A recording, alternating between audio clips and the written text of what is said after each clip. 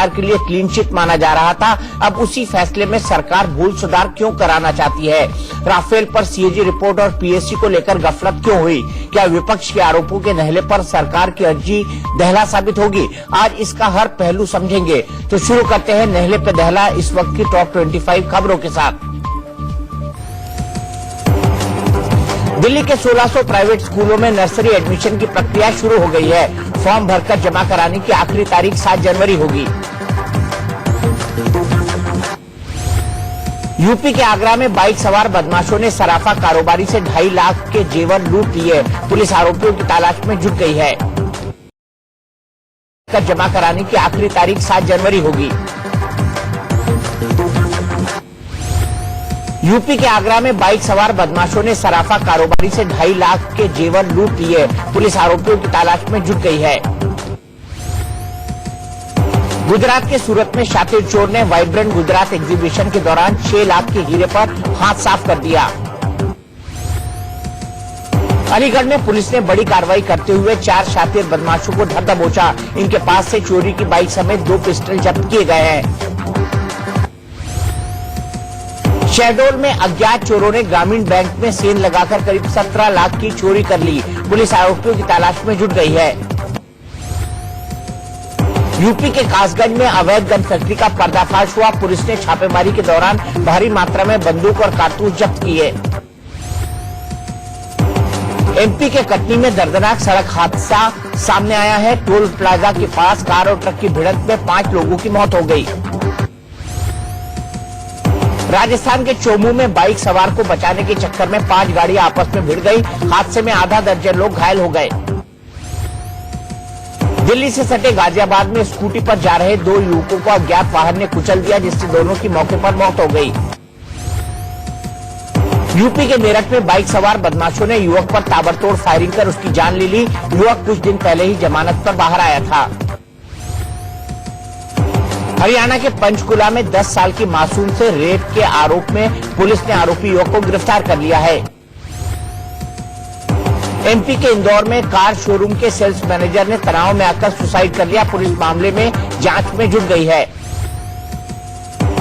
UP के आगरा में Holi public school के पास युवक को अज्ञात बदमाशों ने गोली मार दी। युवक की मौके पर ही मौत हो गई।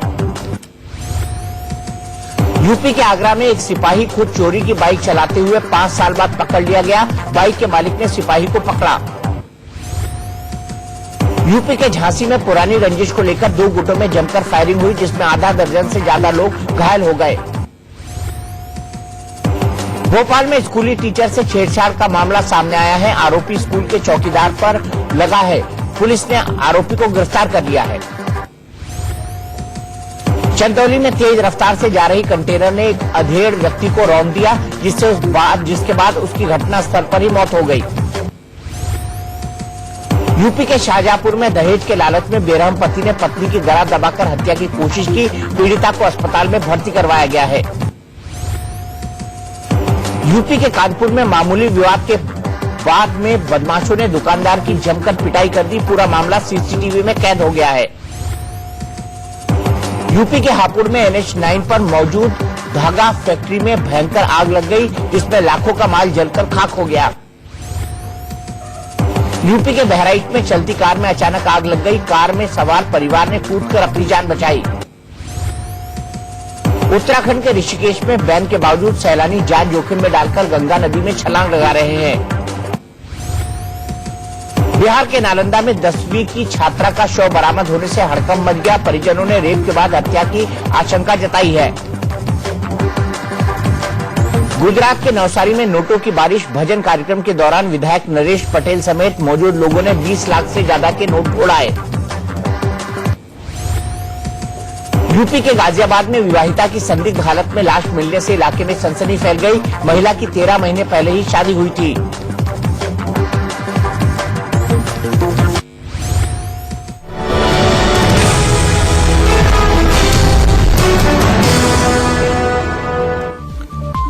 उर्दू भाषा में एक बड़ी मशहूर कहावत है कि नुक्तों के हेरफेर से खुदा जुदा हो जाते हैं। सुप्रीम कोर्ट में उर्दू नहीं अंग्रेजी भाषा चलती है और अब अंग्रेजी भाषा के 2 शब्दों के फेर में राफेल विवाद बुरी तरह उलझ गया है। सुप्रीम कोर्ट के जिस फैसले को मोदी सरकार के लिए बड़ी राहत बताया गया था, उसी फैसले का एक पैराग्राफ अब सरकार के गले की हड्डी बन गया है। सुप्रीम कोर्ट ने कल राफेल विवाद में किसी भी तरह की जांच से इनकार कर दिया था। सुप्रीम कोर्ट ने राफेल सौदे की जांच कराने वाली 4 याचिकाएं खारिज की थी। इसी फैसले के पैरा नंबर 25 में सुप्रीम कोर्ट ने लिखा था कि राफेल की प्राइसिंग डिटेल्स को सीएजी के साथ साझा किया गया है। सीएजी की रिपोर्ट का परीक्षण संसद की लोक लेखा समिति कर चुकी है। कांग्रेस ने सवाल उठाया कि सीएजी की रिपोर्ट पीएसी के पास कब आई, तो सरकार बैकफुट पर आ गई। अब सरकार ने सुप्रीम कोर्ट की गलती ढूंढ निकाली है। सरकार की दलील है कि फैसले के लिए अदालत ने जिस नोट को आधार बनाया उसे समझने में चूक हुई। अंग्रेजी के इस शब्द को हैज बीन से बदलने के चक्कर में अर्थ का अनर्थ हो गया। सरकार ने अदालत में नई अर्जी देकर मांग की है कि वो राफेल सौदे पर अपने फैसले में भूल सुधार करे।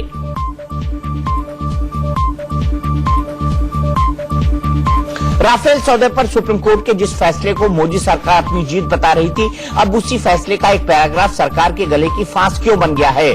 सुप्रीम कोर्ट के फैसले के इस पन्ने में क्या लिखा है वो भी पढ़ सुन लीजिए। सुप्रीम कोर्ट के फैसले के पेज नंबर 21 के पैराग्राफ 25 पे लिखा है, अदालत के सामने जो सामग्री पेश की गई उससे पता चलता है कि सरकार ने बेसिक एयरक्राफ्ट की कीमत के अलावा कीमतों का कोई ब्यौरा उजागर नहीं किया है। यहाँ तक कि संसद को भी नहीं बताया, क्योंकि प्राइसिंग डिटेल की संवेदनशीलता से राष्ट्रीय सुरक्षा प्रभावित हो सकती है और ऐसा करने से दो देशों के बीच हुए समझौते की शर्तों का उल्लंघन होता है। हालांकि प्राइसिंग डिटेल्स को कंट्रोलर एंड ऑडिटर जनरल के साथ साझा किया गया है और सीएजी की रिपोर्ट का संसद की लोक लेखा समिति परीक्षण कर चुकी है। सीएजी की रिपोर्ट का संपादित हिस्सा ही संसद के सामने पेश किया गया था और वो सबकी जानकारी में है। सुप्रीम कोर्ट ने ये बात राफेल डील की कीमतों को लेकर अपने फैसले में लिखी है। मतलब बहुत साफ है कि सुप्रीम कोर्ट को जो दस्तावेज सरकार ने दिए थे उनमें यही बताया गया था कि राफेल सौदे की कीमत की जानकारी सीएजी को दे दी गई है और सीएजी की रिपोर्ट का परीक्षण संसद की पब्लिक अकाउंट्स कमेटी यानी पीएसी ने कर दिया है। संसद को भी कीमत की पूरी जानकारी नहीं दी गई, क्योंकि राष्ट्रीय सुरक्षा के लिए बहुत संवेदनशील मामला है। सुप्रीम कोर्ट से पहले केंद्र सरकार ऐसी दलील कई बार दे चुकी है कि सौदे की कीमत नहीं बता सकते, क्योंकि इससे देश की राष्ट्रीय सुरक्षा खतरे में पड़ सकती है और कीमत बताने से फ्रांस के साथ राफेल एग्रीमेंट का उल्लंघन भी होगा। सुप्रीम कोर्ट के फैसले के इसी 25वें पैराग्राफ को लेकर कल ही कांग्रेस अध्यक्ष राहुल गांधी ने जोरदार हमला बोला था। राहुल ने मल्लिकार्जुन खड़गे के साथ प्रेस कॉन्फ्रेंस की और सीधा सवाल पूछा कि सीएजी ने राफेल सौदे पर अपनी रिपोर्ट कौन सी पीएसी को दी। पीएसी के चेयरमैन मल्लिकार्जुन खड़गे ही हैं और उन्होंने भी साफ साफ कहा था कि सरकार ने सुप्रीम कोर्ट में झूठ बोला है। राफेल पर सीएजी की रिपोर्ट पीएसी के सामने पेश ही नहीं हुई है। सुप्रीम कोर्ट अपने जुरिस्डिक्शन में जजमेंट देती है और उस जजमेंट से मैं 3 लाइन पढ़ना चाहता हूं। The pricing details have however been shared with the comptroller and auditor general hereinafter referred to as CAG. जो राफेल हवाई जहाज के प्राइसिंग डिटेल्स हैं, कीमत के डिटेल्स हैं, उनको कॉम्प्टर एंड ऑडिटर जनरल की रिपोर्ट में लिखा गया है और वो जो रिपोर्ट है पब्लिक अकाउंट्स कमेटी, जो पार्लियामेंट की कमेटी है, उसके साथ शेयर किया गया है। ये भाइयों और बहनों जजमेंट का फाउंडेशन है। अब मेरे सामने खारगे जी बैठे हैं और खारगे जी पीएसी कमेटी के चेयरमैन हैं पार्लियामेंट में, और आप लोग खारगे जी से सीधा पूछ लीजिए क्या सीएजी रिपोर्ट पीएसी कमेटी में आई, नहीं आई, पार्लियामेंट में रखी गई? और इन्होंने जो पीएसी के चेयरमैन है, इन्होंने सीएजी रिपोर्ट अपनी जिंदगी में देखी है, हाँ या ना? पूछ लीजिए। अब मुझे यह नहीं समझ आ रहा है कि सुप्रीम कोर्ट की जजमेंट जो उनका बेसिक फाउंडेशन है उसमें यह सवाल कैसे उठ रहा है?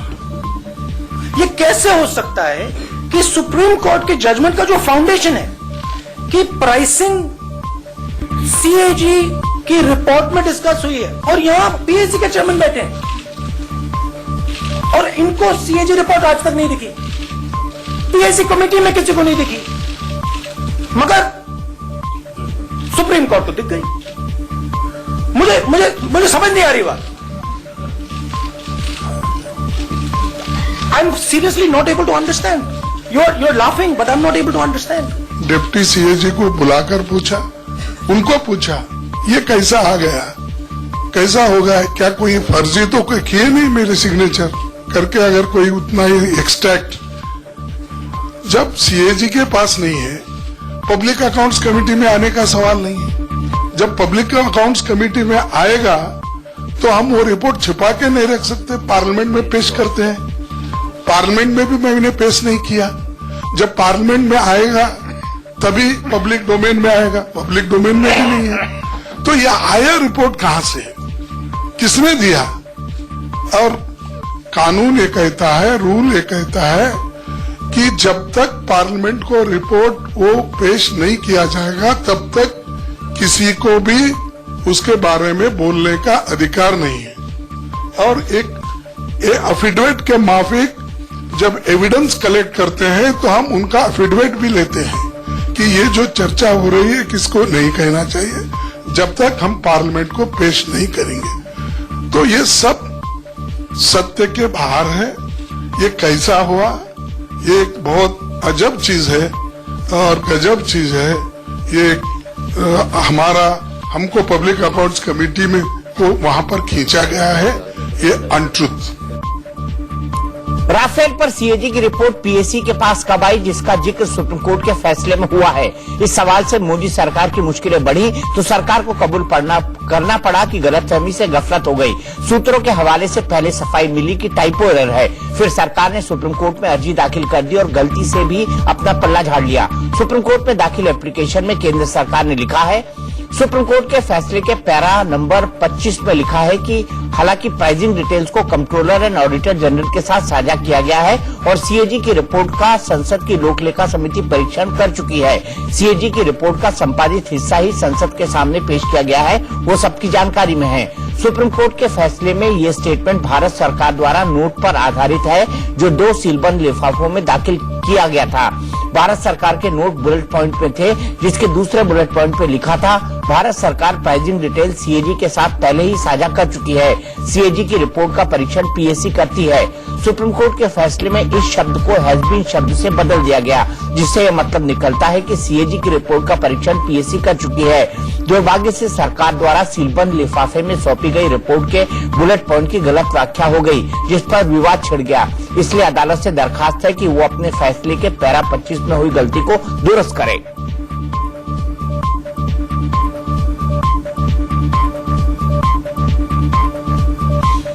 तो ये कहा है सरकार ने सुप्रीम कोर्ट के अंदर, अनप्रेसिडेंटेड है, ऐसा शायद ही पहले कभी हुआ। और इसी पर बात करने के लिए हमारे साथ खुद याचिकाकर्ता, 4 याचिकाकर्ताओं में से एक विनीत ढांडा साहब जुड़ गए हैं। ढांडा साहब, क्या ऐसा कभी हुआ है कि सरकार खुद सुप्रीम कोर्ट गई हो और कहा हो कि साहब योर ऑनर, आपने फैसले को समझने में गलती की, आपने इसको हैज बीन कर दिया और जिसके चलते इतनी बड़ी गफलत हुई, हम सवालों में घिर गए हैं, इसलिए इस फैसले को दुरुस्त किया जाए। क्या इस तरह की अनप्रेसिडेंटेड बात कभी हुई है? सर, इस तरीके की पहले तो ये जजमेंट ही किसी ने प्रॉपरली नहीं पढ़ा है। अगर आप लास्ट लाइन पढ़ें, despite this reluctance the material has been still placed before the court to satisfy its conscience. We have closely examined the price details. पूरी डिटेल प्राइसिंग की item wise honourable supreme Court के आगे रखी गई है sealed envelope में। वो मेरी ही प्रेयर थी कि सील्ड एनवेलप में pricing process of Rafale deal should be given to the honourable court, और वो की गई है। नेक्स्ट पैरा किसी ने पढ़ने की कोशिश ही नहीं करी। और अगर कोई भी प्रॉब्लम है कि कोई एरर हो गया है कोर्ट से या कुछ हो गया, उसका एक प्रोसेस है, रिव्यू पिटीशन।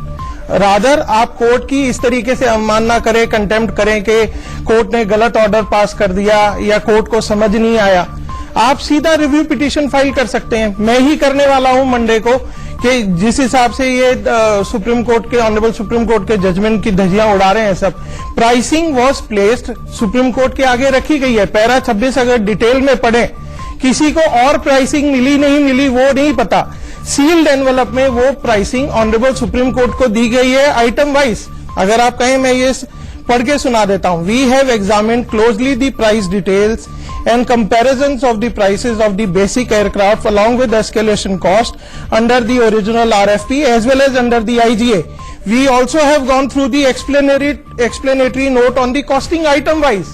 सारी प्राइसिंग की डिटेल जब ऑनरेबल सुप्रीम कोर्ट के पास है, 3 सीनियर मोस्ट जजेस ने उस पर फैसला किया है, तो उस पर कोई क्वेश्चन उठता नहीं है। बट अगर किसी को कोई ये लगता है कि ग्रामेटिकल एरर हो गया एक प्रोसेस है रिव्यू पिटीशन फाइल करने का। तो आपको क्या लगता है ये जो संशोधन करने की बात सरकार ने कही है कि आप इस फैसले में अमेंडमेंट कर दीजिए या इसको ठीक कर दीजिए या भूल सुधार कर दीजिए, ये आपको कंटेम्प्ट ऑफ कोर्ट लगता है?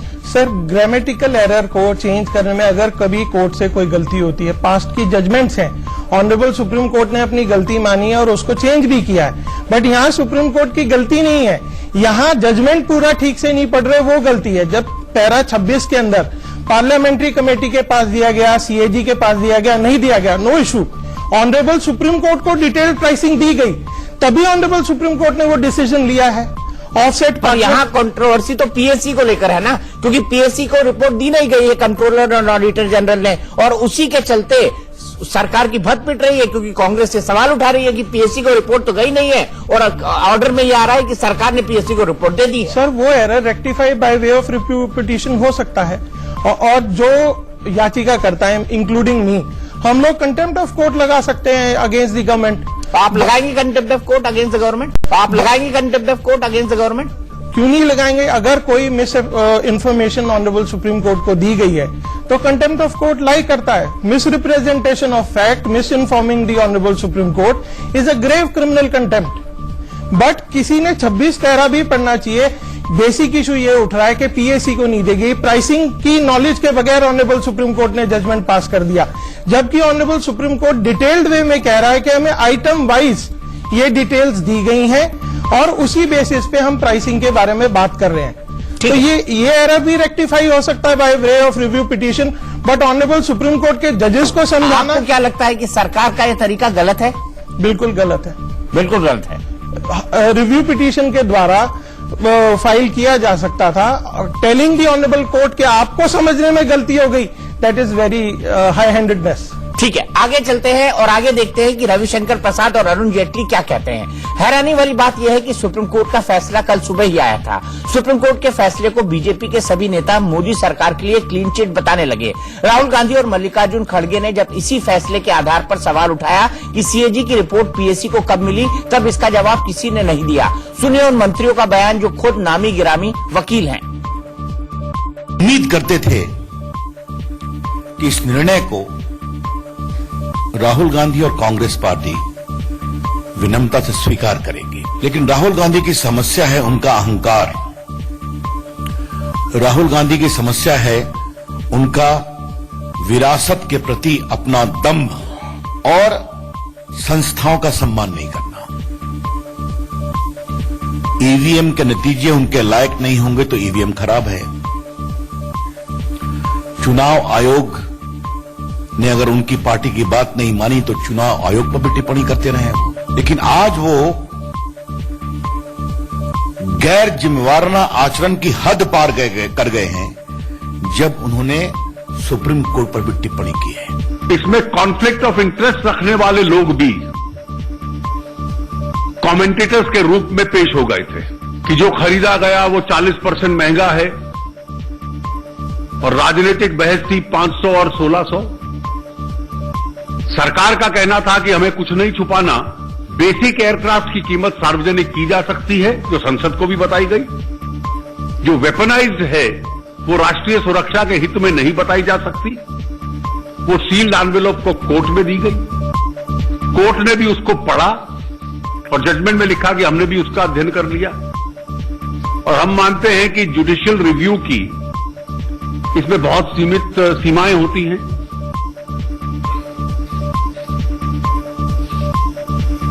जो कुछ लिखा गया और बोला गया था बाहर वो असत्य था, और जैसा मैंने कहा कि असत्य का जीवन जो होता है वो बहुत सीमित होता है। राफेल विवाद में सुप्रीम कोर्ट के फैसले पर सीएजी की रिपोर्ट का जिक्र होने से पेच फंसा है। अब आपको बताते हैं कि सीएजी क्या है और क्या करता है। सीएजी का मतलब है कंट्रोलर एंड ऑडिटर जनरल, जिसे हिंदी में नियंत्रक और महालेखा परीक्षक कहा जाता है। सीएजी सभी सरकारी विभागों के बही खातों की जांच करता है, यानी ऑडिट करता है। सीएजी के ऑडिटर सरकारी विभागों के आय व्यय पर नजर रखते हैं। ऑडिटर की रिपोर्ट सीएजी के पास आती है, सीएजी उसका मूल्यांकन करता है। सीएजी अपनी रिपोर्ट संसद की लोक लेखा समिति यानी पीएससी को भेजता है। सीएजी की रिपोर्ट पर पीएससी सिफारिश करती है कि आगे जांच होगी या नहीं। सीएजी की रिपोर्ट संसद की पीएससी के सामने ही पेश होती है। राफेल में विवाद ही यही है कि क्या प्राइसिंग डिटेल्स के बारे में सीएजी की रिपोर्ट पीएससी को सौंपी गई है। अब ये जान लीजिए कि पीएससी क्या है और क्या करती है। पीएससी का मतलब है पब्लिक अकाउंट्स कमेटी यानी लोक लेखा समिति। पीएससी में संसद के दोनों सदनों के कुल 22 संसद सदस्य होते हैं। पीएससी में लोकसभा के 15, राज्यसभा के 7 सदस्य होते हैं। सरकारी विभागों की ऑडिट रिपोर्ट सीएजी के जरिए पीएससी तक आती है, जिसका परीक्षण पीएससी करती है। पीएससी का गठन 1922 में हुआ और इस कमेटी का कार्यकाल 1 साल ही होता है। 1967 से विपक्ष के नेता को ही पीएससी का अध्यक्ष बनाया जाता है। फिलहाल कांग्रेस नेता मल्लिकार्जुन खड़गे मौजूदा पीएससी के अध्यक्ष हैं। पीएससी में बीजेपी के 12, कांग्रेस के 3, टीएमसी के 2 सदस्य हैं। इसके अलावा पीएससी में TDP, BJP, BJD, Akali Dal, AIADMK, Shiv Sena के 1-1 सदस्य हैं। सीएजी की रिपोर्ट के महत्वपूर्ण अंशों का पीएससी विस्तार से परीक्षण करती है। पीएससी अपनी रिपोर्ट संसद के दोनों सदनों में पेश करती है। पीएससी की रिपोर्ट पर संसद के दोनों सदनों में चर्चा होती है और जरूरत हो तो संसद जांच का आदेश दे सकती है। सीएजी की रिपोर्ट पीएससी के सामने पेश होने के बाद ही देश में कई बड़े घोटालों का पर्दाफाश हुआ है। 2008 में 2G घोटाले का पर्दाफाश सीएजी की रिपोर्ट पीएससी में पेश होने के बाद ही हुआ था। 2010 में कॉमनवेल्थ घोटाले का पर्दाफाश भी सीएजी की रिपोर्ट से हुआ। 2011 में आदर्श सोसाइटी घोटाले और 2012 में कोयला घोटाले का पर्दाफाश भी सीएजी की रिपोर्ट से तब हुआ जब उसे पीएससी के सामने पेश किया गया। 2013 में अगस्ता वेस्टलैंड घूसकांड का पर्दाफाश भी सीएजी की रिपोर्ट से ही हुआ और वो रिपोर्ट पीएससी के सामने पेश होते ही सरकार ने अगस्ता वेस्टलैंड हेलीकॉप्टर की डील रद्द करने का ऐलान किया था। विनीत ढांडा साहब, मैं आपसे ये जानना चाहता हूँ कि क्या ये आदेश, क्या ये निर्णय, कोर्ट ने जो निर्णय दिया है, ये सरकार के लिए क्लीन चिट है जैसा सरकार साबित करने में लगी हुई है? इसके अंदर जो ऑनरेबल सुप्रीम कोर्ट ने सारे तथ्यों को देखा है, offset partner, pricing, everything, process, everything honourable supreme court है सीन। सारा देखने के बाद सुप्रीम कोर्ट को लगा कि कोई भी इरेगुलरिटीज नहीं है, तभी सारे रिट पिटीशन डिसमिस की गए थे। मेरे ही रिट पिटीशन में मैंने रिक्वेस्ट की थी ऑनरेबल सुप्रीम कोर्ट को कि सील्ड एनवेलप में मंगाया जाए, क्योंकि ये एक डिफेंस का मामला है, सीक्रेट नेशनल सिक्योरिटी का मामला है। ऑनरेबल सुप्रीम कोर्ट ने उसी प्रोसेस को मानते हुए सील्ड एनवेलप में प्राइसिंग, प्रोसेस, एवरीथिंग मंगाया था। और 3 honourable supreme court senior most जजेस of the honourable supreme court ने डिटेल में सारी pricing, everything they have seen, और तब ये फैसला पारित किया है और ये कहा है कि आर्टिकल 32 में हम इस चीज के अंदर इंटरफेयर नहीं करना चाहेंगे, हेंस ये रिट पिटीशंस को डिसमिस करते हैं। बट ये चीज कोई पार्लियामेंट्री एक्शन कमेटी को कोई रोक नहीं रही है। अगर सीएजी अपनी रिपोर्ट पीएससी को देना चाहता है तब भी दे सकते हैं, कोई लॉ उसको रोकता ही देगा, वो तो देगा, कोई लॉ रोक नहीं सकता, तो वो प्रोसेस अभी अलाइव है। बट एज फार एज जो प्रिलिमिनरी इंक्वायरी है, उसके बाद जो डिटेल्ड इंक्वायरी है सुप्रीम कोर्ट द्वारा की गई है थ्रू सील्ड एनवेलप्स, उसमें ये पाया गया कि कोई इरेगुलरिटी नहीं है। मेरा एम भी यही था कि पॉलिटिशियंस कुछ भी कहेंगे, 130 करोड़ पीपल को पता तो लगना चाहिए कि रियलिटी क्या है। हमारे देश का नाम बदनाम हो रहा है, हमारे देश के प्राइम मिनिस्टर को चोर कहा जा रहा है। चेयर की तो रिस्पेक्ट होनी चाहिए। आप आदमी को चोर बोलो बगैर किसी ट्रायल के, बगैर किसी चीज के, वो ठीक नहीं। इसलिए क्योंकि हमारे देश की इसमें रेपुटेशन खराब हो रही थी, मैंने इसलिए ऑनरेबल सुप्रीम कोर्ट में ये पीआईएल फाइल किया था। बहुत बहुत शुक्रिया विनीत ढांडा जी। आप देखते हैं सोमवार को क्या एक्शन होता है सुप्रीम कोर्ट में। आपने खुद ने कहा है कि आप कंटेम्प्ट ऑफ कोर्ट का मामला करेंगे और साथ ही साथ आप ये कहेंगे कि सरकार को रिव्यू पिटीशन दाखिल करना चाहिए था, इस तरह से भूल सुधार की बात नहीं करनी चाहिए थी। बहुत बहुत शुक्रिया आपका बातचीत के लिए। राफेल विवाद में सुप्रीम कोर्ट के फैसले में गलती ढूंढकर सरकार खुद को बचा रही है या वाकई शब्दों के हेरफेर से गलतफहमी पैदा हुई है, इसका फैसला सुप्रीम कोर्ट को करना है। इस विवाद पर दिल्ली हाईकोर्ट के रिटायर्ड जज जस्टिस आर.एस. सोढी ने क्या कहा, वो सुन लीजिए। सुप्रीम कोर्ट ने अपना जो फैसला है वो हर एक दलील के ऊपर नहीं बेसिस है, उनकी फाइंडिंग और हैं, उन्होंने रिकॉर्डिंग और की हुई है। लेकिन हाँ, ये बात ठीक है, फैक्चुअली इनकरेक्ट ओपिनियन है, लेकिन वो फैक्चुअली इनकरेक्ट ओपिनियन का कोई रिजल्ट नहीं है। ये कहना कि सरकार ने झूठ बोला है, झूठ क्या बोला है कि उन्होंने कहा है कि जी ये हो सकता है, मुझे ये नहीं पता किस तरीके से क्या कहा गया था और क्या रिकॉर्ड हुआ है, इसमें थोड़े से डिफरेंसेस भी हो सकते हैं, लेकिन ये कोई बड़ी बात नहीं है। ये तो वैसे ही है कि मुर्दे को वैसे ही गालियां निकालते रहो, करते रहो, तो इस पे कुछ नहीं निकलने वाला, और ना और ये आरोप भी मुझे बेबुनियाद लगता है। देश के अलग अलग राज्यों और सरकारी विभागों में ऑडिटर होते हैं जो आमदनी, खर्च, ठेका, खरीद सबकी जांच करते अपनी रिपोर्ट सीएजी को भेजते हैं। हर साल ये रिपोर्ट आती है जो सीएजी से संसद की पीएसी तक पहुंचती है। तो फिर राफेल डील की रिपोर्ट सीएजी ने पीएसी को क्यों नहीं भेजी, इसमें देरी क्यों हुई, ये जानने के लिए समझना होगा कि रक्षा मंत्रालय की ऑडिट का क्या सिस्टम है। रक्षा मंत्रालय की ऑडिट के लिए कंट्रोलर जनरल डिफेंस यानी अकाउंट्स यानी सीजीडीए नाम से अलग विभाग है। रक्षा मंत्रालय की ऑडिट के लिए इंडियन डिफेंस अकाउंट सर्विसेज यानी आईडीएएस नाम का अलग कैडर है। आईडीएएस कैडर के अफसरों का चयन यूपीएससी परीक्षा के जरिए होता है। सीजीडीए का प्रशासनिक नियंत्रण डिफेंस सर्विसेज के फाइनेंशियल एडवाइजर के पास है। रक्षा सौदों की audit principal controller of defence accounts PCDA करता है। पीसीडीए की रिपोर्ट पहले सीएजी के पास आती है, फिर सीएजी उसका मूल्यांकन करता है। रक्षा मंत्रालय की ऑडिट रिपोर्ट भी सीएजी के जरिए संसद की पीएसी तक आती है।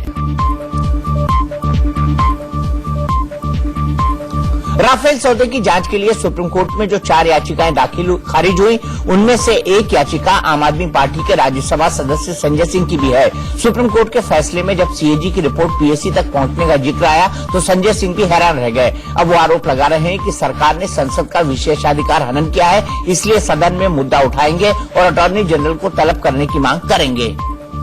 सुप्रीम कोर्ट का जो आदेश है ये देश की संसद की खुलेआम अवमानना है, क्योंकि संसद में सीएजी की रिपोर्ट रखी नहीं गई। संसद के अंदर सीएजी की रिपोर्ट जब आई नहीं तो पीएसी के पास जाएगी कैसे। तो पीएसी के चेयरमैन ने भी कल मल्लिकार्जुन खड़गे ने भी बयान दिया कि उनके पास कोई इस तरह की रिपोर्ट नहीं आई। तो ये देश की संसद की अवमानना है, और सोमवार को जब सदन शुरू होगा तो मैं संसद की अवमानना का नोटिस देकर प्रिविलेज मोशन लाकर इस मुद्दे को पार्लियामेंट के अंदर, राज्यसभा के अंदर उठाने का काम करूंगा। और इसके साथ साथ वेणुगोपाल जी जो महाधिवक्ता हैं इस पूरे मामले के, उनको मांग करूंगा कि उनको बुलाया जाए, पार्लियामेंट के अंदर उनको बुलाया जाए, राज्यसभा में उनको बुलाया जाए और पूछा जाए कि सुप्रीम कोर्ट को उन्होंने क्यों गुमराह किया, क्यों गलत जानकारी दी, क्यों झूठी जानकारी दी, ये उनसे जानकारी ली जाए। एनसीपी अध्यक्ष शरद पवार भी आरोप लगा रहे हैं कि सरकार ने सबको गुमराह किया। शरद पवार का कहना है कि सुप्रीम कोर्ट ने सरकार के दस्तावेजों के आधार पर फैसला सुनाया। फैसले में लिखा है कि सीएजी की रिपोर्ट पीएसी देख चुकी है, जो सरासर झूठ है।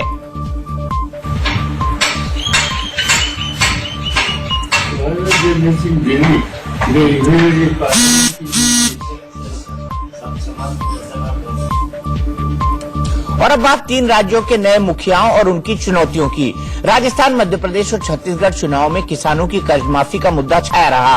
हर पार्टी ने किसानों को साधने की कोशिश की। हम किसानों की कर्ज माफी पर भी बात करेंगे, लेकिन उससे पहले कांग्रेस नेताओं का ये बयान सुन लीजिए।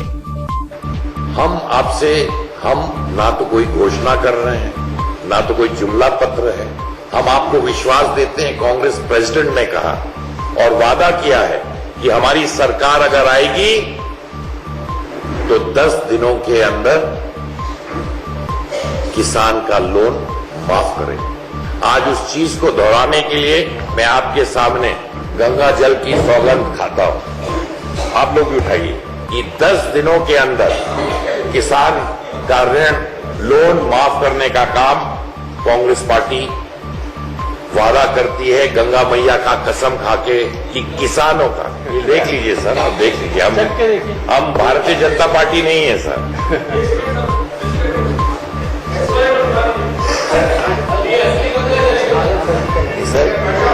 भारतीय जनता पार्टी की प्रेस कॉन्फ्रेंस में नहीं है। और मुझे बहुत गर्व होता है कि हमारे कांग्रेस के अध्यक्ष ने आज तक इस देश के सामने जो भी वादे किए हैं, और उनका भाषण आप 10 साल उठाकर देख सकते हैं, जो वादा करते हैं उसको पूरा करने का भी दम रखते हैं। कांग्रेस प्रवक्ता आरपीएन सिंह और जयवीर शेरगिल ने रायपुर में बीते 15 नवंबर को हाथ में गंगा जल लेकर ये प्रण किया था कि सत्ता में आने के 10 दिन के अंदर ही किसानों का कर्जा माफ कर देंगे। चुनाव में कांग्रेस ने किसानों की कर्ज माफी जैसा वादा कर किसानों को अपनी ओर मोड़ लिया। किसानों ने कांग्रेस पर भरोसा किया और तीनों राज्यों में कांग्रेस सत्ता की कुर्सी तक पहुंच गई। कांग्रेस ने चुनावी परीक्षा तो पास कर ली, लेकिन असली चुनौती अभी बाकी है। अब कांग्रेस को उन सभी वादों को पूरा करना होगा जो अपने उसने अपने वचन पत्र में किए हैं। किसानों की कर्ज माफी के अलावा बेरोजगारों को नौकरी देने का वादा भी कांग्रेस ने किया है। पढ़े लिखे बेरोजगार नौजवानों ने कांग्रेस पर जो भरोसा किया उसे अब कांग्रेस को निभाना होगा। कांग्रेस अध्यक्ष राहुल गांधी का किसानों की कर्ज माफी को लेकर एक बयान सोशल मीडिया पर वायरल हो रहा है, जिसे देखने और सुनने से लगता है कि राहुल 3 राज्यों में हुए विधानसभा चुनाव में जीत मिलने के बाद किसानों का कर्ज माफ करने से अपने वादे से पलट गए हैं। पहले वीडियो में राहुल कह रहे हैं कि अगर कांग्रेस चुनाव जीतेगी तो 10 दिन के अंदर सरकार किसानों का कर्ज माफ करेगी, जबकि दूसरे वीडियो में राहुल कह रहे हैं कि कर्ज माफी कोई समाधान नहीं है। जिस दिन मध्य प्रदेश में कांग्रेस पार्टी की सरकार आएगी उसके बाद आप 10 दिन गिनना, और 10 दिन के अंदर गारंटी करके कह रहा हूं यहां पे आपका कर्जा माफ हो जाएगा। 11 दिन नहीं लगेंगे, 10 दिन के अंदर कर्जा माफ हो जाएगा। मैंने अपने भाषणों में बोला कि कर्ज माफी एक सपोर्टिंग स्टेप है, कर्ज माफी सोल्यूशन नहीं है। सोल्यूशन ज्यादा कॉम्प्लेक्स होगा, सोल्यूशन किसानों को सपोर्ट करने का होगा, इंफ्रास्ट्रक्चर बनाने का होगा, टेक्नोलॉजी देने का होगा, और सोल्यूशन फ्रैंकली मैं बोलूं सोल्यूशन आसान नहीं है। हालांकि जब इस वीडियो की पड़ताल की गई तो सामने आया कि चुनाव नतीजों के बाद राहुल से जब मीडियाकर्मी ने किसानों की कर्ज माफी को लेकर सवाल पूछा तो उन्होंने कहा था कि नई सरकार तत्काल प्रभाव से किसानों की कर्ज माफी की प्रक्रिया शुरू करेगी, और ये उसी बयान का हिस्सा है। किसानों की जो समस्या है ये सेंट्रल थीम है, और ये सिर्फ मध्य प्रदेश का मुद्दा नहीं है, ये हर प्रदेश का मुद्दा है, ये देश का मुद्दा है। हमने कहा है कि जैसे ही हमारी सरकार बनेगी वो किसान कर्जा माफी का प्रोसेस शुरू हो जाएगा इमीडिएटली। वादा करना बहुत आसान होता है, लेकिन उसे निभाना उतना ही मुश्किल। मध्य प्रदेश में कांग्रेस ने अपने वचन पत्र में वादा किया है कि सभी किसानों का 2 लाख रुपए तक का कर्ज 10 दिन के भीतर माफ होगा। इसमें सहकारी बैंक और नेशनलाइज्ड बैंकों से लिया गया कर्ज शामिल है, लेकिन ये सब कुछ इतना आसान नहीं है। आइए आपको एमपी में किसानों की कर्ज माफी का गुणा भाग समझाते हैं।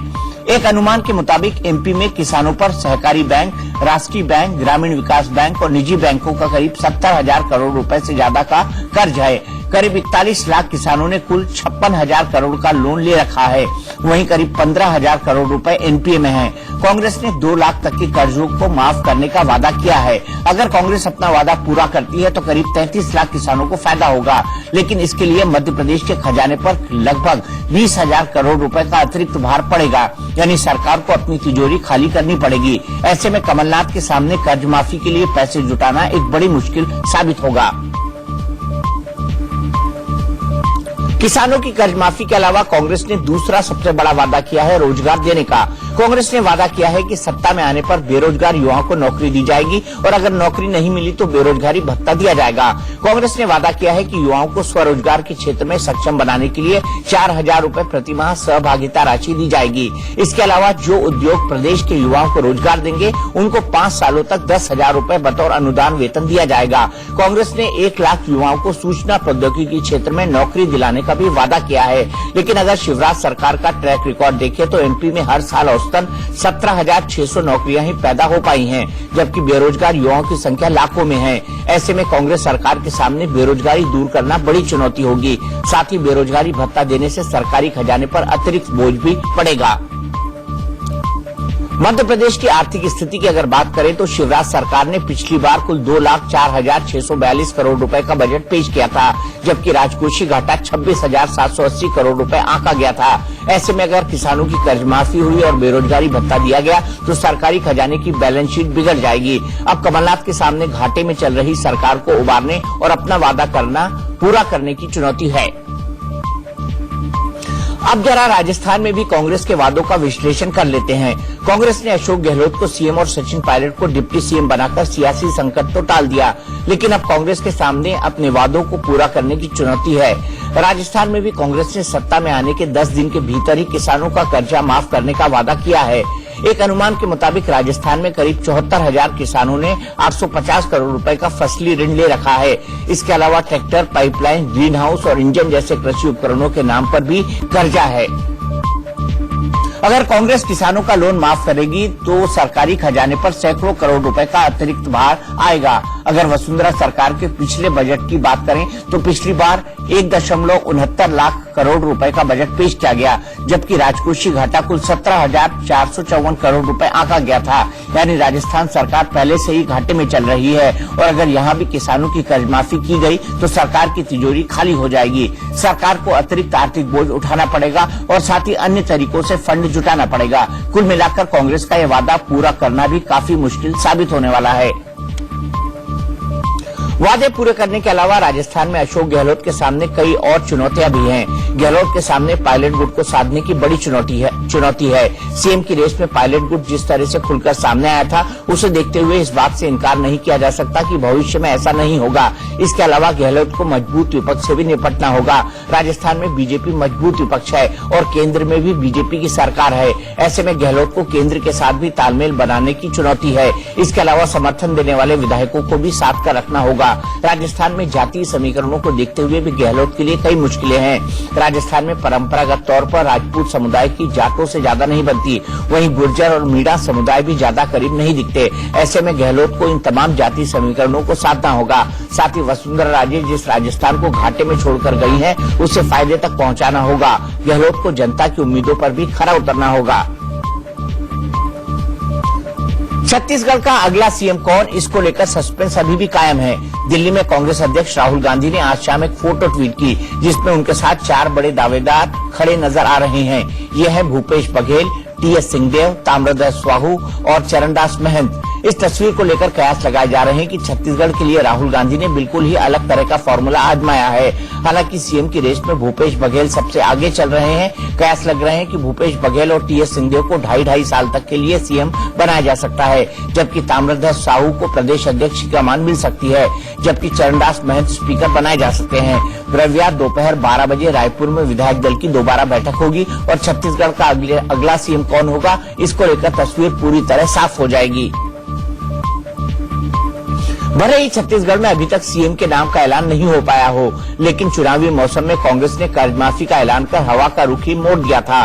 किसानों ने इस उम्मीद में कांग्रेस का साथ दिया कि उनके अच्छे दिन जरूर आएंगे। अब कांग्रेस को अपना वादा पूरा करना होगा। छत्तीसगढ़ में औसतन हर साल 34 लाख किसान करीब 7,000 करोड़ तक का कर्ज लेते हैं। हालांकि बाकी राज्यों के मुकाबले कर्ज चुकाने में छत्तीसगढ़ के किसानों का रिकॉर्ड काफी अच्छा रहा है। इसके बावजूद प्रदेश के करीब 10 लाख किसानों पर लगभग 15,000 करोड़ रुपए का कर्ज बकाया है। केवल छोटे किसानों का कर्ज ही करीब 500 करोड़ रुपए है। कांग्रेस हाथ में गंगा जल लेकर कर्ज माफी का वादा करके सत्ता में आई है, इसलिए उसे वादा पूरा करना होगा। लेकिन सवाल यही है कि उसके लिए पैसे कहां से आएंगे। छत्तीसगढ़ में रमन सरकार ने पिछली बार कुल 83,179 करोड़ का बजट पेश किया था, जबकि राजकोषीय घाटा 9,997 करोड़ रुपए आंका गया था। यानी सरकार घाटे में चल रही है। अब सवाल उठता है कि अगर घाटे में सरकार चल रही है तो लाखों किसानों का कर्ज माफ करती है तो उसका बजट भी कट जाएगा। सरकार को अतिरिक्त आर्थिक बोझ उठाना होगा। कुल मिलाकर किसानों की कर्ज माफी छत्तीसगढ़ सरकार के लिए काफी महंगी साबित होगी।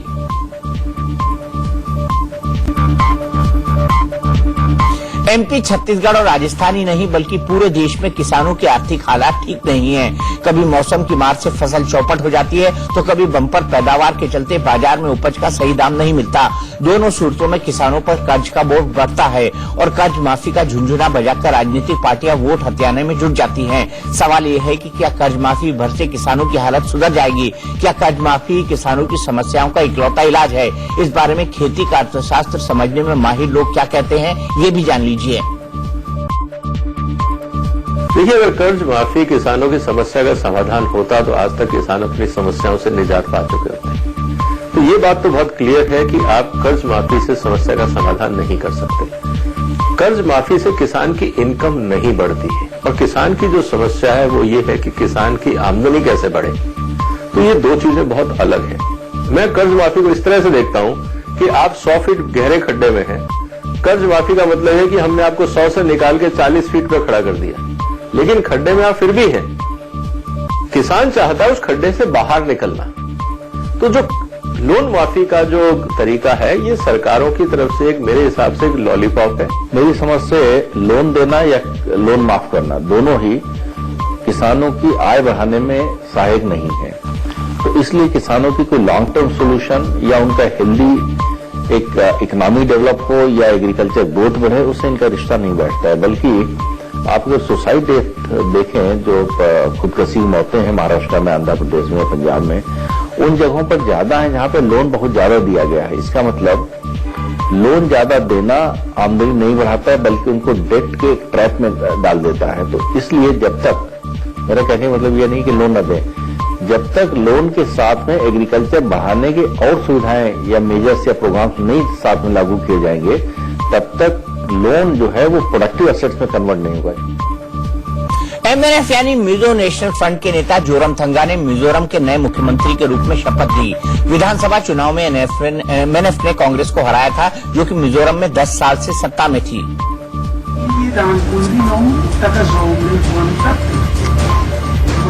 मिजोरम विधानसभा चुनावों में बड़ी जीत दर्ज करने वाले एमएनएफ यानी मिजो नेशनल फ्रंट के अध्यक्ष जोरामथंगा ने मुख्यमंत्री पद की शपथ ली।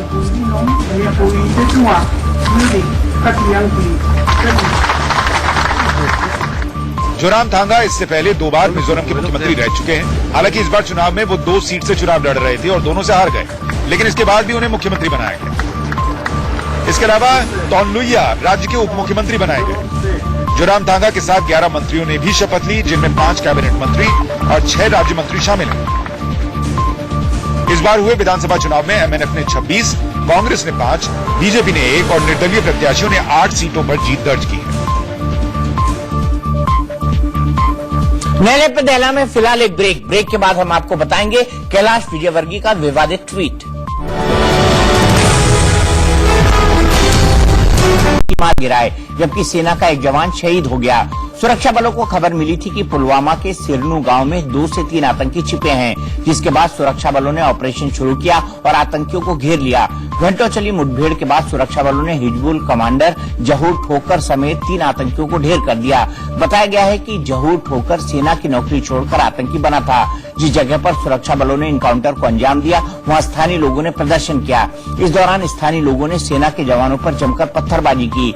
इसके बाद जवाबी कार्रवाई में 8 पत्थरबाज जख्मी हो गए, जिनकी अस्पताल में मौत हो गई। पाकिस्तान हाई कमीशन से 23 भारतीय पासपोर्ट गायब हो गए हैं। ये पासपोर्ट सिख श्रद्धालुओं के हैं, जो पाकिस्तान के गुरुद्वारे में दर्शन करने के लिए जाना चाहते थे।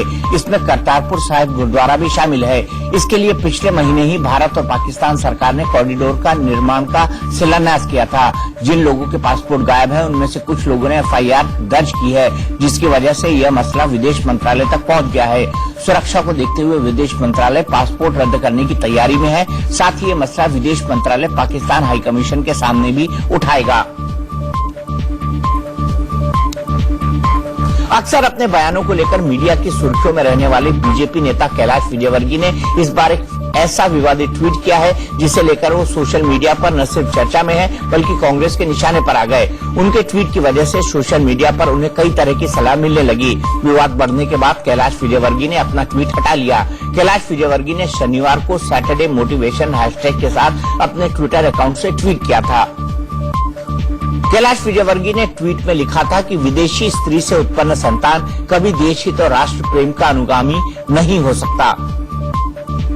बाद में उन्होंने ये ट्वीट हटा लिया। सोनिया के खिलाफ बीजेपी विदेशी मूल का मुद्दा उठाती रही है। 2004 में कांग्रेस की जीत के बाद मुद्दा उठा था। विदेशी मूल की वजह से सोनिया गांधी ने पीएम पद नहीं लिया था। उस वक्त सुषमा स्वराज ने सिर मुंडवा लेने की धमकी दी थी। 1999 में विदेशी मूल के मुद्दे पर कांग्रेस में फूट पड़ी थी। पार्टी में सोनिया को पीएम न बनाने की मांग पर अड़े पीएस संगमा, तारिक अनवर और शरद पवार ने तब एनसीपी के नाम से अलग पार्टी बनाई थी। बीते 10 दिसंबर को एनडीए से अलग होने के बाद आरएलएसपी यानी राष्ट्रीय लोक समता पार्टी के प्रमुख उपेंद्र कुशवाहा ने कांग्रेस नेता अहमद पटेल से मुलाकात की। हालांकि ये बात सामने नहीं आई कि इन दोनों के बीच क्या बातचीत हुई। वहीं खबर है कि आरएलएसपी के 2 विधायकों ने एनडीए में ही रहने का फैसला किया है। वो उपेंद्र कुशवाहा के एनडीए छोड़ने से नाराज बताए गए। पिछले दिनों एनडीए गठबंधन में सीटों के बंटवारे में तालमेल नहीं बैठ पाने की वजह से उपेंद्र कुशवाहा ने केंद्रीय मंत्री पद से इस्तीफा दे दिया था। इसके बाद उन्होंने कहा था कि पीएम मोदी ने बिहार के लिए स्पेशल पैकेज देने की घोषणा की थी। लोगों को लगा था कि बिहार के अच्छे दिन आएंगे, लेकिन ये वादा पूरा नहीं हो सका। गुजरात के नवसारी में लोक गायक कीर्ति दान गढ़वी के कार्यक्रम में नोटों की जमकर बारिश हुई। मंदिर से जुड़े एक कार्यक्रम में लोगों ने तकरीबन 20 लाख से ज्यादा के नोट उड़ाए। कार्यक्रम के दौरान मौजूद विधायक नरेश पटेल ने भी जमकर नोटों की बारिश की। इस कार्यक्रम में करीब 20,000 से ज्यादा लोग इकट्ठा हुए थे।